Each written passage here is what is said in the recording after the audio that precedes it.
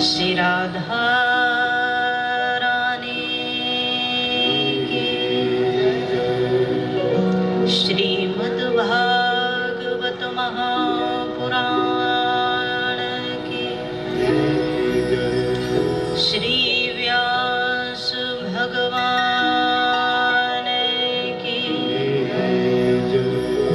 श्री सुखदेव जी महाराज की, सत्य सनातन धर्म की, भारत माता की, गौ माता की, गंगे मैया की, यज्ञ नारायण भगवान की, जय जय श्री राधे।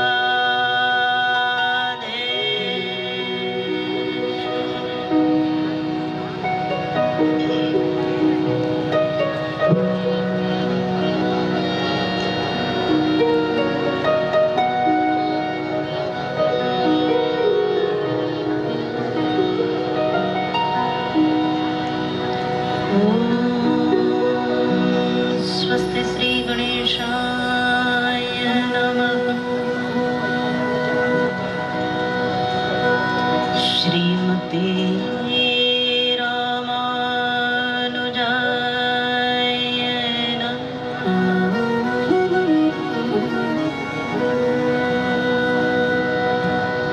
कृष्णाय वासुदेवाय,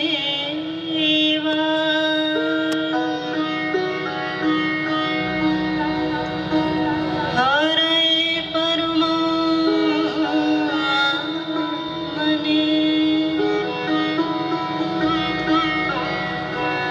प्रणतक्लेशनाशाय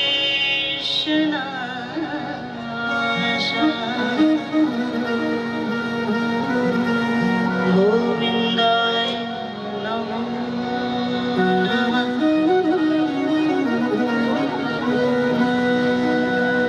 नमोऽस्तु ते व्यास विशालबुद्धे,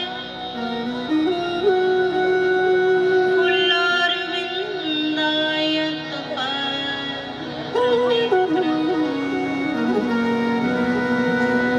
येन त्वया भारततैलपूरितः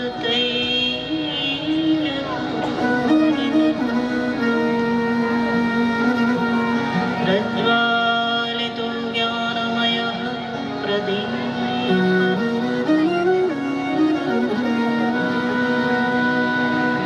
योऽन्तः प्रविश्य मम वाचमिमां त्रिशुक्ताम्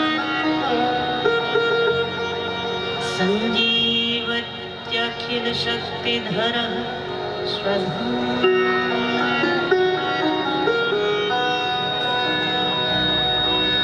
अन्याश्च हस्तचरणश्रवणत्वगादीन् प्राणान् नमो भगवते पुरुषाय तुभ्यम्। वंशी शोभित कर मधुर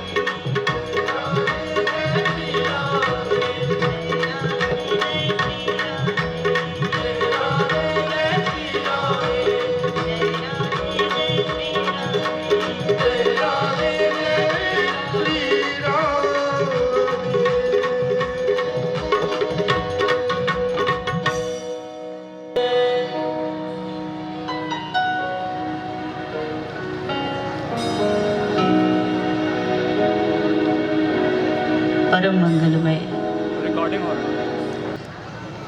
परम प्रभु परमात्मा श्री बाल कृष्ण लाल के श्री चरणों में प्रणाम करते हुए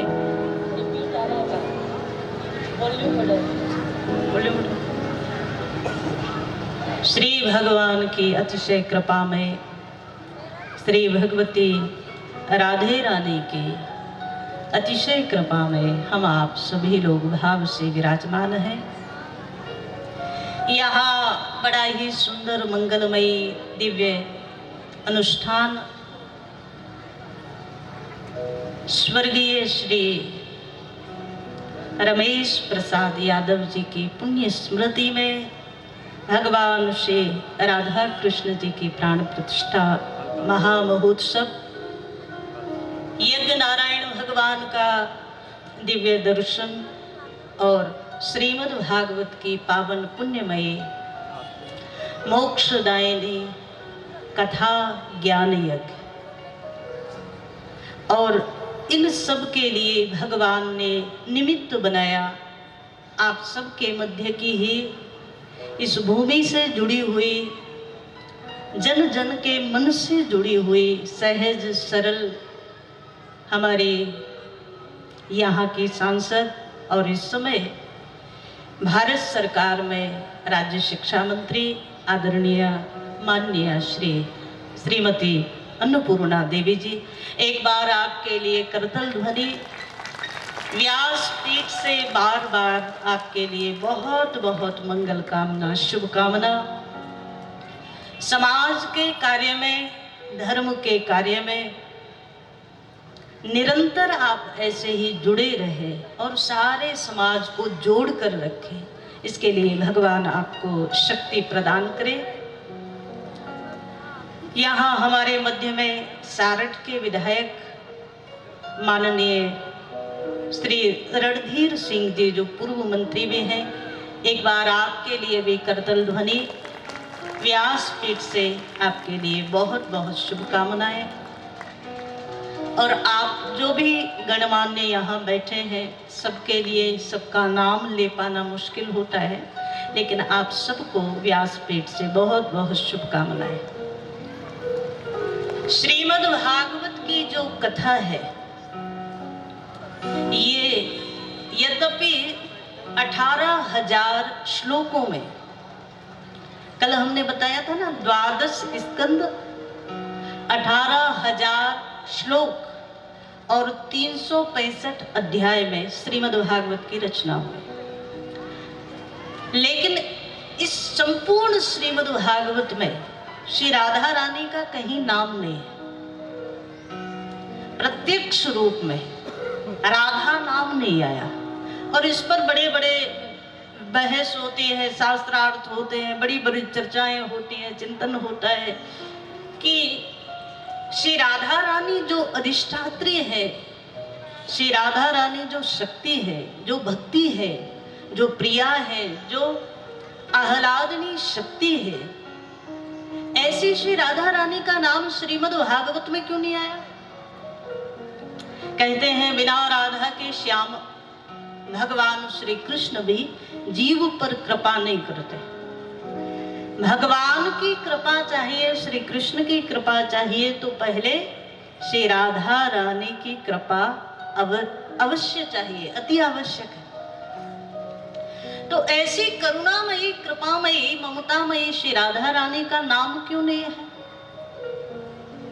बहुत बहुत चर्चाएं इस पर होती हैं, पर सच्चाई यह है, हमारे यहाँ सनातन में एक भाव है, हमारे यहाँ हमसे बड़े जो होते हैं, आदरणीय जो होते हैं, बहुत ज्यादा सम्माननीय जो होते हैं, उनका नाम या तो बहुत ज्यादा सम्मान के साथ ले लिया जाए या उनका नाम लिया ही न जाए।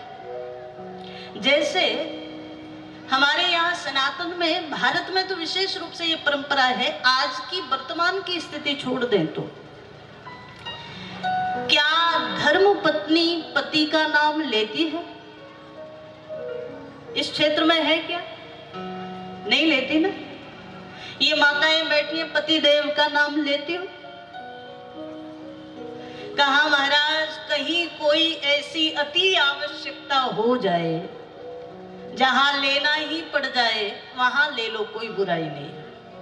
पर गौरवेण, जो गौरवशाली है, जो महान है, जो हमसे बड़े हैं, जो सम्मान्य है, ऐसे लोगों का नाम नहीं लेना चाहिए। इसलिए इन माताओं ने पतिदेव का नाम ना लेकर उनके लिए कुछ और नाम रख रखा होता है। हर घर में ऐसा ही होता है, सीधा सीधा नाम नहीं लेते, कुछ और नाम रख देते।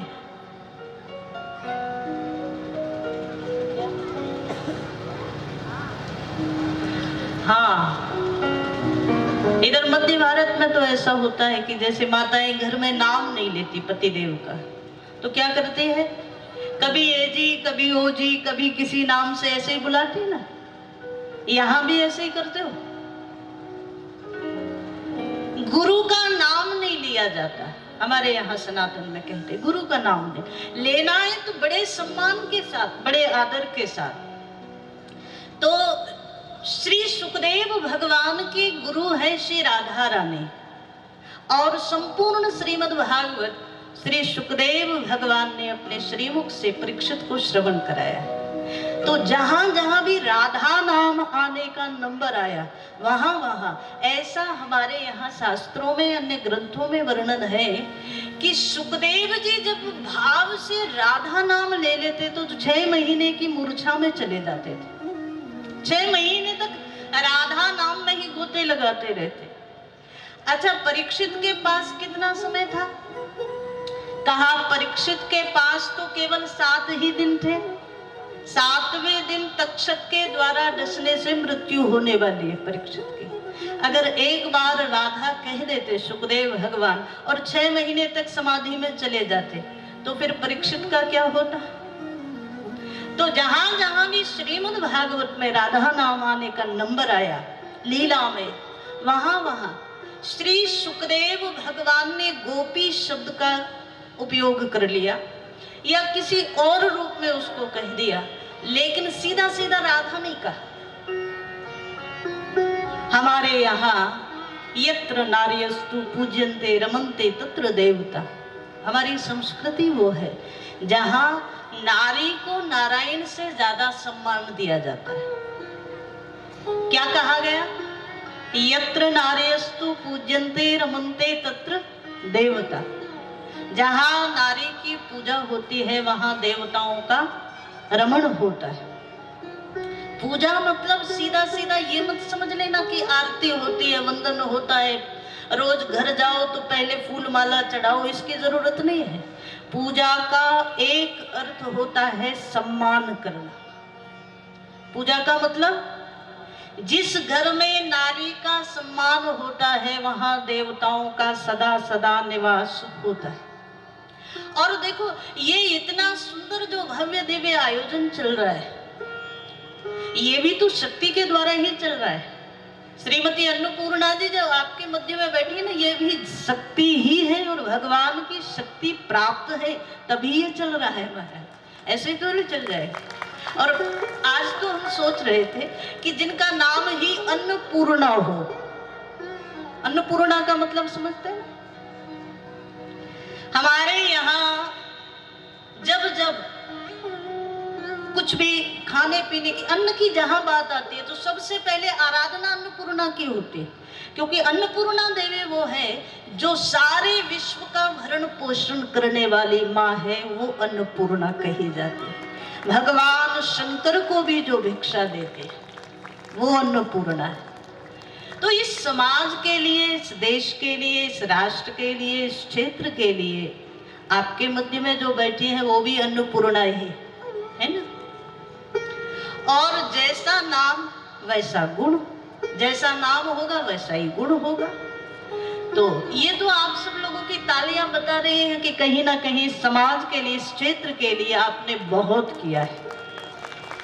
और बजाना है तो थोड़ा अच्छे से बजाओ।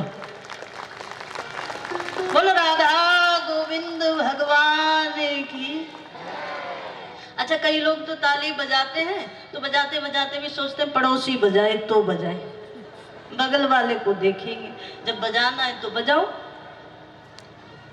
अच्छा, ये धरती भी शक्ति प्रधान है। देखो, यहाँ झारखंड में एक तो भगवान शंकर विराजमान है, देवघर में भगवान वैद्यनाथ के रूप में स्वयं भगवान भोलेनाथ विराजमान है।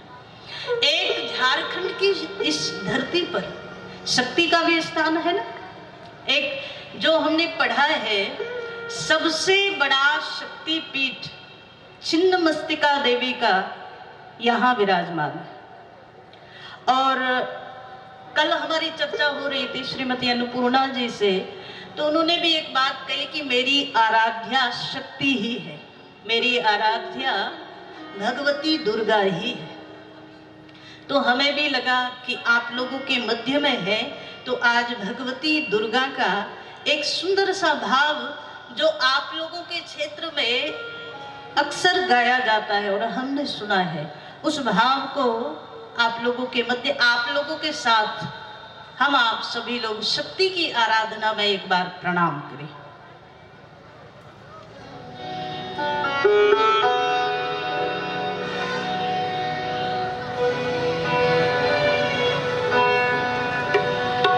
जगदम्बा घर में दिया बात आईनी है, जगदम्बा घर में दिया और आईनी है, जगदम्बा घर में दिया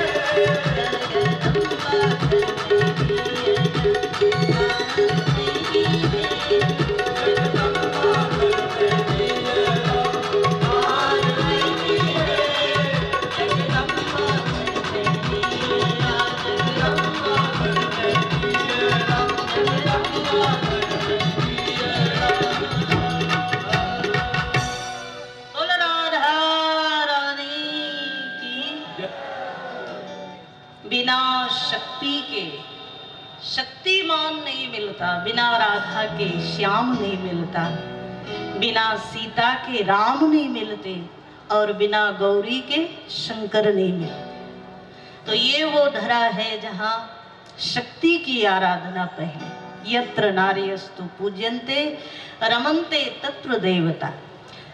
तो यद्यपि श्री राधा रानी का नाम प्रत्यक्ष नहीं है, पर एक एक अक्षर में राधा विराजमान है, वो श्रीमद् भागवत। ऐसे श्रीमद् भागवत का हम आप सभी लोग भाव से श्रवण कर रहे हैं। नैमिषारण्य की पावन धरा 88,000 ऋषिगण विराजमान है और उन सब के मध्य में श्री सूत जी महाराज ने सभी ऋषियों को श्रीमद् भागवत की पावन मंगलमयी कथा का श्रवण कराया। ऋषियों ने आज पूछ लिया, महाराज उत्तरा के गर्भ में जिस शिशु की रक्षा भगवान ने की थी, उस शिशु का जन्म हुआ कैसे हुआ, बाद में उसके क्या कर्म हुए। हमने तो ऐसा भी सुना है कि जिस समय जब वो बड़ा हो गया, उसकी कीर्ति चारों ओर फैल गई, उस समय में उस बालक को ऋषि का श्राप लग गया और 7वें दिन मृत्यु का अभिशाप मिला। तो ऐसा परीक्षित ने क्या किया था। यहाँ श्री सूत जी महाराज दर्शन करा रहे हैं। भगवान विष्णु पितामह को स्वधाम के लिए भेज करके बाद में भगवान चले गए द्वारिका। कुछ समय व्यतीत हुआ, उत्तरा ने एक सुंदर शिशु को जन्म दिया, नाम रखा गया विष्णुरात। विष्णु नाम दत्तः रातः, भगवान विष्णु के द्वारा दिया गया है, इसलिए विष्णुरात नाम रखा गया। बाद में इनका नाम परीक्षित हुआ। भगवान एक बार पुनः आए और भगवान ने जब गोद में लिया इस बालक को, तो भगवान के श्रीमुख को देख करके ये बड़ी जोर से हंसा, प्रसन्न हो गया। भगवान ने बड़ा आशीर्वाद दिया। श्री सूत जी महाराज दर्शन करा रहे हैं। एक बार यही परीक्षित, जिस समय भगवान स्वधाम गमन कर गए, पांडवों ने परीक्षित को राजा बना दिया। ये उस समय छोटे ही थे, बालक ही थे। पांडव लोग चले गए स्वर्गारोहण के लिए। जैसा जिसका कर्म था उसके अनुसार उसका शरीर समाप्त होता गया। आखिरी में युधिष्ठिर महाराज शरीर सहित सशरीर युधिष्ठिर महाराज स्वर्ग में पहुंचे। यहाँ परीक्षित कुछ समय व्यतीत हुआ और बड़े हुए, युवा अवस्था में आए। परीक्षित महाराज का विवाह हुआ, 4 पुत्र हुए। बड़े पुत्र का नाम जन्मेजय है। उस समय जब सब राज्य प्रशासन बड़ा सुंदर चल रहा था, एक दिन महाराज परीक्षित एक सुंदर घोड़े पर विराजमान होकर के, आज इन्होंने राज मुकुट का त्याग कर दिया और जरासंध का मुकुट सिर पर धारण कर लिया। बड़ी दूर निकले हैं दिग्विजय करने के लिए। श्री सूत जी महाराज दर्शन करा रहे हैं। वहां परीक्षित ने एक दृश्य देखा। एक बैल जो 3 चरणों पर, 3 चरण जिसके कट चुके हैं, एक ही चरण पर खड़ा है। एक गौ माता है जो रुदन कर रही है। परीक्षित ने पूछ लिया, आप कौन हो, आप क्यों दुखी हो, आपके साथ ये अत्याचार किसने किया। पृथ्वी देवी ही गाय बनकर के खड़ी थी और साक्षात धर्म ही वृषभ रूप में खड़े थे, लेकिन दोनों ने भी किसी का नाम नहीं लिया कि किसने किया। परीक्षित जब उन दोनों को धैर्य दे करके चलने लगे, आप चिंता मत करो, मैं यहाँ का राजा हूँ और राजा का कर्म है, राजा का कर्तव्य है प्रजा की रक्षा करना, प्रजा को सुख देना।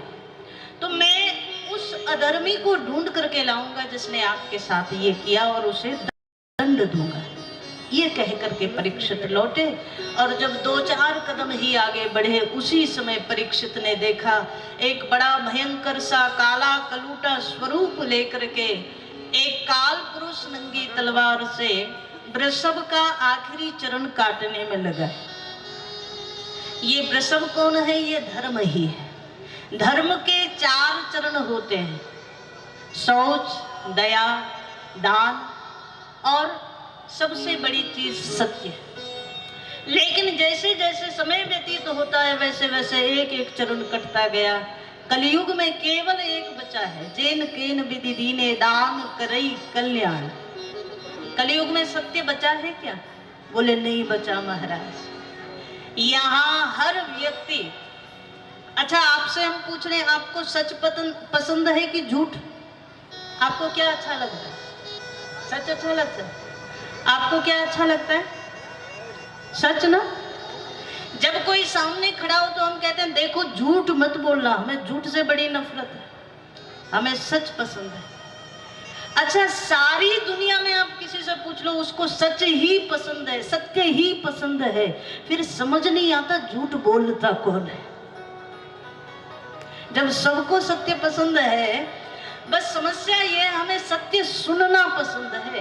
हमारे साथ कोई झूठ ना बोले, हमारे साथ कोई गलत ना करे, हम सबके साथ झूठ बोल जाए कोई बात नहीं। सत्य केवल सुनने में नहीं, सत्य हमारे जीवन में भी आए। तो कलयुग में सत्य समाप्त हो गया। बाद में सोच कहते हैं पवित्रता को, पवित्रता समाप्त हो गई और महाराज दया समाप्त हो गई। अब बचा है केवल दान, और दान पर ही ये धर्म चल रहा है। यहाँ जो भी समाज में होता है वो समाज से ही आता है और समाज की सेवाओं में ही लगता है। क्योंकि एक बात हमेशा याद रखना, वो कोई भले ही निमित्त मात्र कोई आगे बढ़ जाए अलग बात है। कल भी हमने कहा था कि मंदिर का निर्माण होना हो या ये विशाल जो आयोजन है, तो मंत्री जी ने भी हमसे यही बात कही कि इसमें पूरे समाज का योगदान है। इसमें केवल हम नहीं, पूरा समाज मिलकर के इसमें लगा है, तब ये सुंदर आयोजन हो रहा है। तो एक बार आप सब लोगों के लिए करतल ध्वनि, क्योंकि याद रखना समाज जिसके साथ है, आप लोग जिसके साथ हैं, वो हमेशा आगे के लिए बढ़ेगा। और जब वो आगे बढ़ेगा तो उसका क्षेत्र भी आगे बढ़ेगा, आप लोग भी आगे बढ़ोगे। तो एक बात हमेशा याद रखना, कलयुग में दान के द्वारा ही धर्म चल रहा है। लेकिन आज कली पुरुष प्रकट हुआ और चौथा चरण जब काटने लगा, श्री सूत जी महाराज दर्शन करा रहे हैं। परीक्षित ने पीछे लौट करके देखा, बड़ा भयंकर क्रोध आया। उस कली पुरुष पर अपनी तलवार निकाल करके उसको मारने के लिए आगे बढ़े। उस कलियुग ने, कली पुरुष ने राजा के चरण पर पकड़ लिए परीक्षित के, महाराज मैं आपके शरण में हूँ और ऐसा हमारा धर्म कहता है, शरण में आए हुए को मारना पाप है और मैं आपकी शरण में हूँ। परीक्षित ने कहा तू है कौन? कलियुग ने कहा मैं साक्षात कलियुग हूँ, द्वापर का अंत होने वाला है और अब मेरा प्रारंभ हो रहा है। ऐसे में अब भाई कलियुग ही आएगा तो कलियुग अपना प्रभाव दिखाएगा। तो कलियुग ने कहा मेरे युग में तो ये सब सामान्य है। परीक्षित ने कहा जहां तक मेरा राज्य है वहां तक तेरा प्रवेश नहीं हो सकता, उससे अलग तू प्रवेश कर। कलियुग ने कहा महाराज पृथ्वी पर जहां जाता हूं वहां आपका राज्य है, तो ऐसे कैसे चलेगा? अब मेरा समय है, मुझे तो आना पड़ेगा। तो आज कलियुग ने परीक्षित को कह दिया कि अगर आप मुझे कुछ स्थान दे दो तो मैं कुछ स्थानों में रह लूंगा। परीक्षित ने कहा ठीक है, 4 स्थान परीक्षित ने दिए। द्यूतम पानम स्त्रियः सूना यत्रा धर्मश्चतुर्विध। 4 स्थान दिए कलियुग को, और ध्यान से सुना, इन 4 स्थानों पर साक्षात कलियुग रहता है। पहला द्यूतम, जहां जुआ खेला जाता है वहां कपट के रूप में कलियुग ही रहता है। आपने कथाओं में सुना होगा ना, महाभारत की कथा में सुना होगा, बिना कपट के जुए में कोई जीत नहीं सकता। युधिष्ठिर महाराज धर्म के अवतार थे तो भी जुए में हार गए, क्योंकि महाराज वहां साक्षात कपट बसता है और जो कपट के साथ उसको करेगा वो जीत जाएगा। लेकिन एक बात याद रखना, जिसके यहाँ जुआ खेला जाता है, जो लोग यहाँ भी कुछ लोग करते हैं क्या, तो देखो, हाथ तो भले ही मत उठाओ, क्योंकि हमें पता है आप कितनी ईमानदारी से उठाओगे।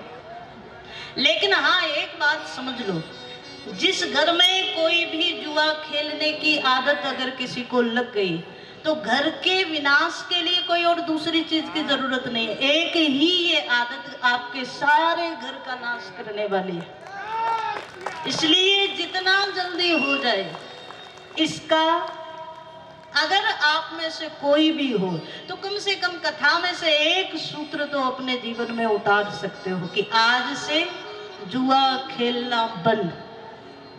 ठीक है ना?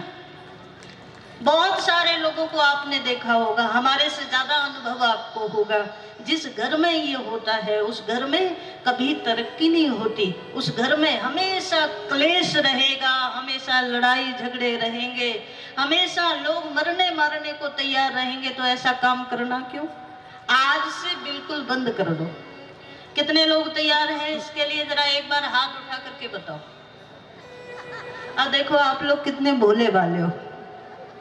अब आप लोगों ने हाथ उठाया, इसका मतलब क्या हुआ? लेकिन हम किसी को कहेंगे नहीं, ये पक्का है, हम किसी को नहीं कहेंगे। पर हाँ, आज से एक अच्छी आदत सीख करके जाओ, ठीक है? दूसरी बात कही, द्यूतम पानम। पानम मतलब पीना। आपने दो वाक्य सुने होंगे, मध्य भारत में ज्यादा प्रचलित है ये। एक तो कोई बढ़िया घर से होगा ना तो कहते हैं ये खाते पीते घर से, और एक दूसरे घर से आता है उसको कहते पीते खाते घर से। अब आप लोग समझे?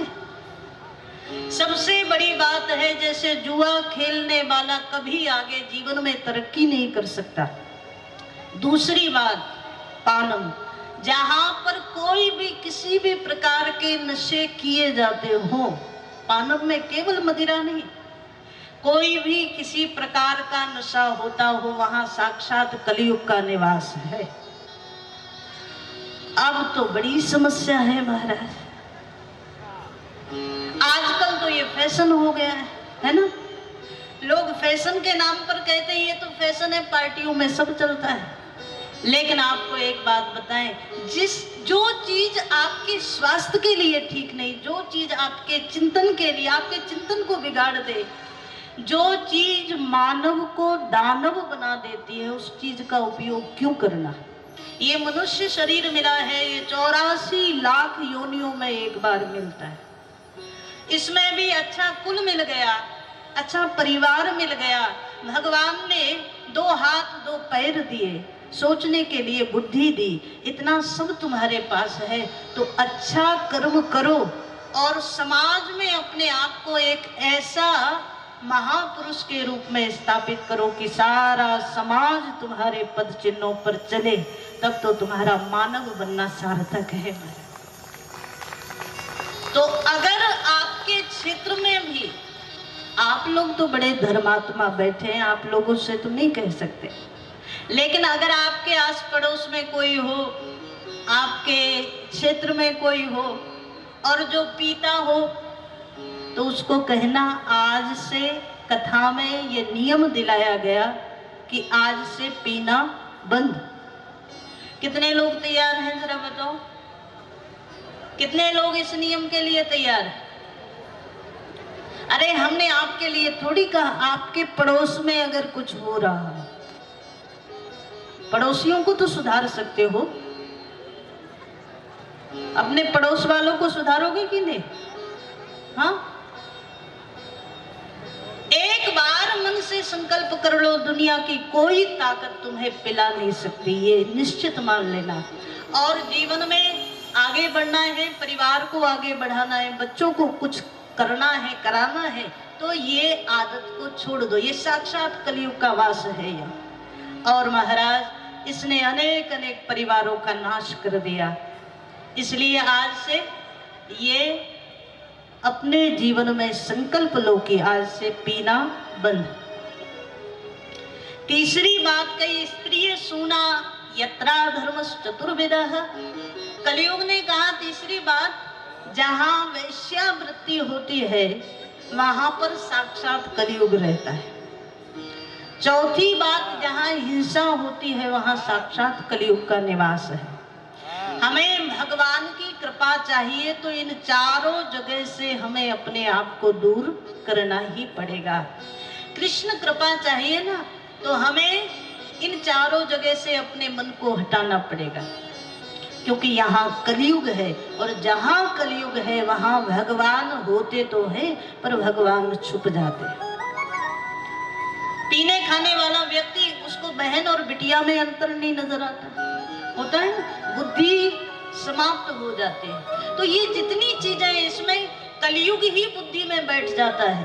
तो अगर कृष्ण कृपा चाहिए तो कलयुग को अपने जीवन में आने मत देना। कलयुग ने कहा महाराज चारों चीजें आपने इतनी खराब खराब दे दी, एक आध तो अच्छी दे दो। एक बार परीक्षित के मन में बड़ी दया आ गई इसकी बात सुन करके कि चलो ठीक है, ये कुछ ही जगह तो रह रहा है। तो एक बार परीक्षित ने कह दिया कि ठीक है, 5वां स्थान दे रहा हूं, ये 5वां स्थान है स्वर्ण में, सोने में तेरा निवास होगा। पुनश्च याचमानाय जात रूप मदात प्रभु। और जब कहा सोने में तेरा वास होगा, तो कई लोग प्रश्न करते हैं कि सोना तो सबसे पवित्र धातु मानी गई है, सोने में भगवान का निवास होता है।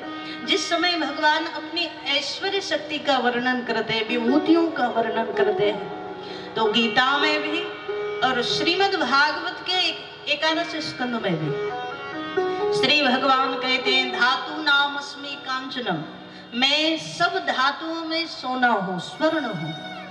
तो जब कहा कि भगवान सोने के रूप में है, तो कलयुग कैसे आ जाएगा, उसे समझो। जो आप परिश्रम से कमाते हो और परिश्रम की कमाई से जो धन, जो स्वर्ण एकत्रित करते हो, उसमें कृष्ण का वास है, उसमें भगवान का वास है। और जो छीन कर आ गया, जो लूट कर आ गया, जो 2 नंबर की कमाई से आ गया, उसमें कलयुग का वास है। और ऐसा धन जितनी जल्दी आता है उतनी जल्दी तुम्हारे पास जो होगा ना, उसे भी लेकर चला जाता है। अधर्म की कमाई ज्यादा दिन रुकती नहीं है। धर्म की कमाई में भले ही रूखी सूखी खाने को मिले, लेकिन उसमें भी शांति होगी, उसमें भी एक आनंद होगा। अधर्म की कमाई से तिजोरियां भी भर लो ना महाराज, तो भी शांति नहीं मिलेगी। शांति कहां से लाओगे? एक संत बड़ी प्यारी बात कहते थे, आप बाहरी साधन एकत्रित कर लोगे, आप सोने के लिए बढ़िया बिस्तर मंगा सकते हो, पर नींद नहीं ला सकते महाराज। आप बढ़िया भोजन की व्यवस्था कर सकते हो, पर भूख नहीं ला सकते। आप अपने जीवन में सब कुछ सुख सुविधाएं एकत्रित कर लो, पर शांति नहीं ला सकते। शांति मिलेगी तो धर्म से जुड़कर मिलेगी, शांति मिलेगी तो हमेशा कृष्ण से जुड़ करके मिलेगी। इसलिए अधर्म का जो धन है उसमें कलयुग का वास। आज जरासंध ने कलयुग को 5वां स्थान दिया, और जरासंध ने जो मुकुट धारण किया था, आज परीक्षित ने जो मुकुट धारण किया था, वो जरासंध का ही मुकुट था। ये पाप की कमाई का मुकुट था, तो कलयुग इसी में बैठ गया। श्री सूत जी महाराज दर्शन करा रहे हैं, कलयुग ने बुद्धि को भ्रमित किया और आज शमीक ऋषि के आश्रम में आए परीक्षित महात्मा का अपमान कर दिया। और इस अपमान का बदला ये मिला कि आज महात्मा शमीक के पुत्र है ऋषि श्रृंगी, और श्रृंगी ऋषि ने शाप दे दिया, इति लंघित मर्यादम तक्षकः सप्तमे अहनि। आज से 7वें दिन तक्षक नाम का सर्प इसे डसेगा, दंक्षति स्म कुलांगारम चोदितो में ततद्रोहम, और महाराज परीक्षित का अंत हो जाएगा। एक ऋषि के बालक का शाप लगा परीक्षित को। जीवन में यदि कभी संत सेवा ना कर पाओ कोई बात नहीं, जीवन में कभी शुभ कर्म ना कर पाओ कोई बात नहीं, लेकिन अशुभ भी मत करना। यहाँ श्री सूत जी महाराज दर्शन कराते हैं, परीक्षित को जब इस बात का पता चला, मुझे महात्मा के ऋषि कुमार ने शाप दिया है, आज से 7वें दिन तक्षक के द्वारा मेरा अंत होगा। एक क्षण में ही विरक्त भाव आ गया। अपने ज्येष्ठ पुत्र जन्मेजय को राज सिंहासन पर बिठाया और सीधा एक वस्त्र में ही श्री परीक्षित महाराज गंगा के किनारे सुखदेव जी का जो तीर्थ है, सुख तीर्थ नाम से मुजफ्फरनगर के पास पड़ता है, वो वहां जाकर गंगा के किनारे विराजमान हो गए। और यहाँ जितने महात्माओं ने सुना कि परीक्षित महाराज को शाप लगाए, सो हजारों हजारों महात्मा लोग आने लगे। और जब हजारों महात्मा आए तो परीक्षित ने सबसे एक ही प्रश्न पूछा कि कैसे मरण धर्मा व्यक्ति का कल्याण हो, अति शीघ्र कैसे कल्याण हो, वो साधन बताए। जितने महात्मा थे सबने अलग अलग रास्ते बताए, पर कोई स्पष्ट रूप से नहीं कह पाया। उसी समय भगवान को लगा समय बीता जा रहा है। और देखो एक बड़ी बढ़िया बात, परीक्षित वही हैं, कल की कथा में आपने सुना ना, उत्तरा के गर्भ में जब ये थे, अश्वत्थामा ने वज्र का प्रहार किया और वहां भगवान ने स्वयं अपने एक श्री विग्रह के रूप में प्रवेश करके मां के गर्भ में रक्षा की परीक्षित। आज दूसरी बार एक ऋषि कुमार ने प्रहार किया। अब ये अस्त्र शस्त्र नहीं छोड़ा, ये वाणी का शस्त्र छोड़ा।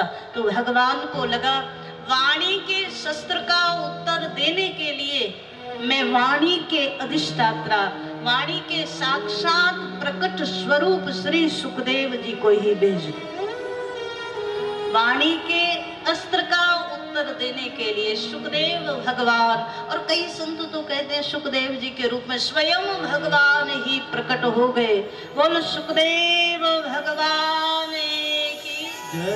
आज महाराज कैसा स्वरूप है सुखदेव जी का, 16 वर्षीय अवस्था है। तत्राभवत भगवान व्यास पुत्रो यद्रच्छया गामटमानो नपेक्षत अलक्ष्य लिंगो निजलाभ तुष्टो व्रतष्ट बालई रघुदूत वेश।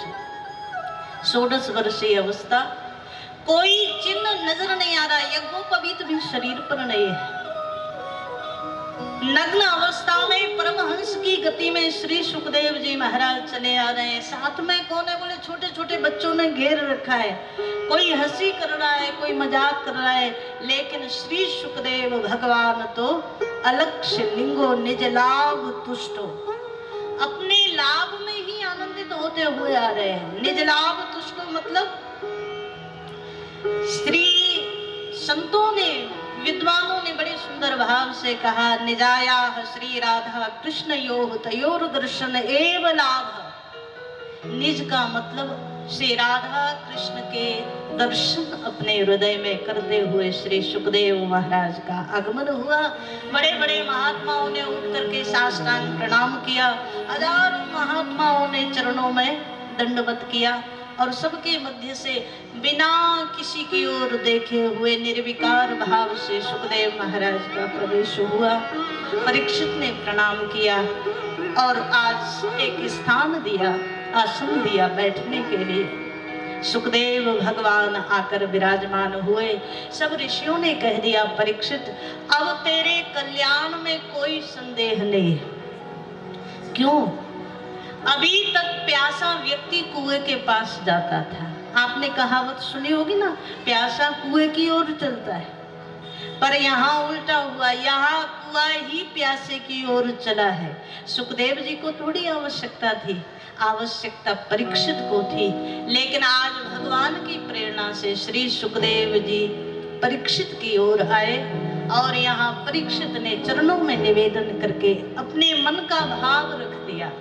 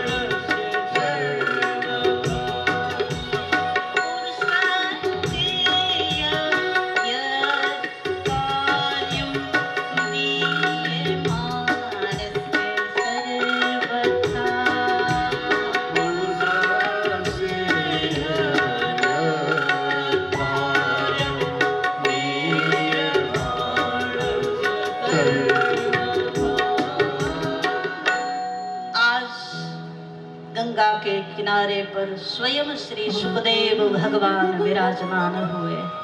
सुखदेव भगवान है कौन? जब सुखदेव जी का प्राकट्य हुआ, व्यास भगवान की धर्म पत्नी ने जब सुखदेव भगवान को जन्म दिया, जन्म लेते ही सीधा वन की ओर चल पड़े। पीछे पीछे पुकारते हुए व्यास जी जा रहे हैं, पुत्रेति तन्मयतया तरगो भीने दो, पुत्र पुत्र रुक जाओ। लेकिन जिसने लौट करके अपने माता पिता को भी देखा नहीं और सीधा वन में चले गए, तब क्या?